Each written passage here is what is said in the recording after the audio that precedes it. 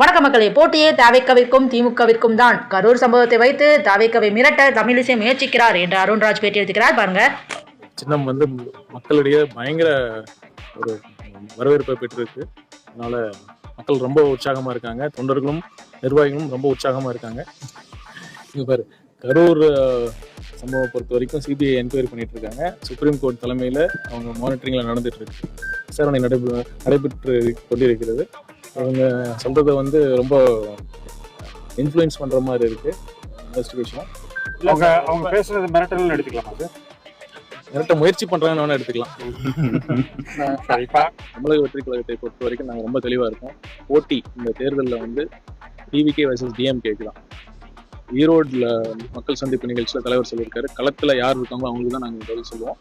அதனால நாங்கள் எங்க தேர்தல் எந்த திசையில போகணுமோ அந்த திசையில் நாங்கள் தெளிவாக போயிருக்கோம். இப்போ சிறப்பரட்டை வந்து விசேஷத்தை அதிகமாக கேட்கணும்னு அது உங்களோட கூட்டணிக்கு வரதுக்கான சமிக்கையாக இருக்கலாம். பொறுத்து இருந்து பாருங்க.